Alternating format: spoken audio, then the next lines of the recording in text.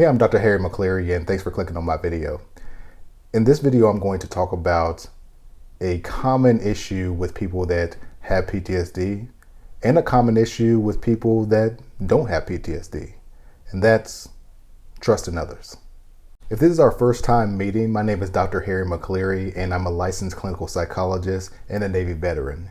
And I spend the majority of my week treating active duty service members with PTSD. At one point in all of our lives, we've struggled with trusting others. And some psychologists would go far enough to say learning to trust or mistrust others is a developmental milestone. Where people often get themselves in trouble regarding trusting others is when we start putting people in very general categories. We start saying things to ourselves like, I can't trust civilians, or I can't trust men, or I can't trust anybody. This is when trusting needs to be broken down a little bit more. Trust is two things, and this is important. Trust is circumstantial, so it depends on the context of the situation, and it really lies on the spectrum from all the way to not at all, and with a ton of room in between that.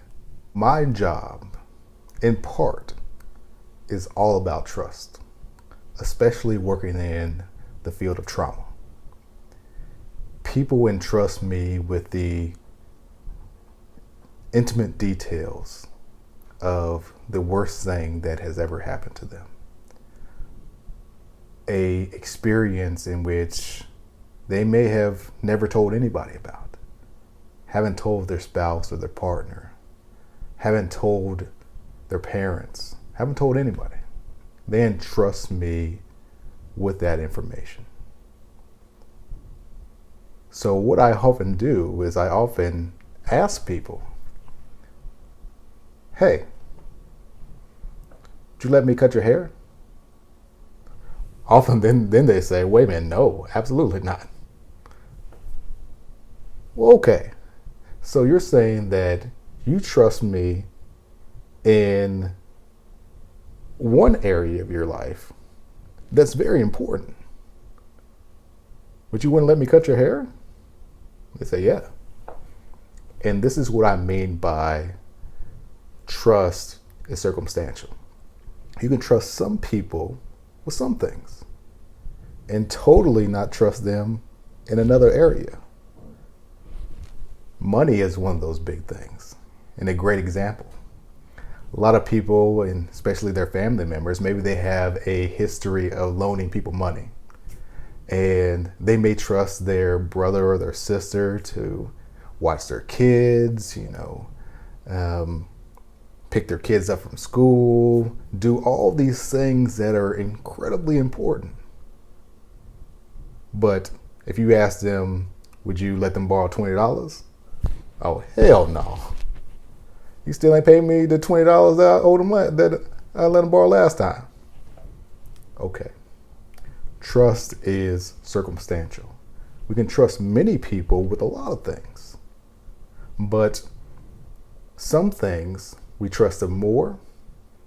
Some things we trust them a little bit less, maybe even zero. Here's a veteran example. The guys that I deployed with, I trust them. And I trust them a lot with a lot of things. I trust them with my life. And I hear a lot of other veterans say these type of things. Oh, guys that I deploy with, I trust them with anything. Do you? The guys that you deploy with, you might trust them with your life. Trust them with your girl? Trust them with your kids? Trust them to pay you back money? Now we got to think a little bit. Because I bet you know one, two, maybe quite a few that you don't trust with some of those other things, but you would gladly and willingly put your life in their hands. trust people with one thing, maybe not so much something else. I hear some people saying, well, I don't really have a lot of those close relationships in my life. And that's when I'll ask, hey, have you ever drove your car down the street or the highway? If not, have you ever walked down the street? I'm guessing most people have.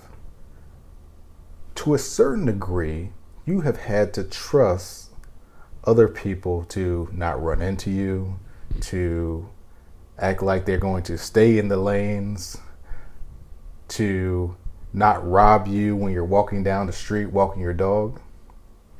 We trust people all the time.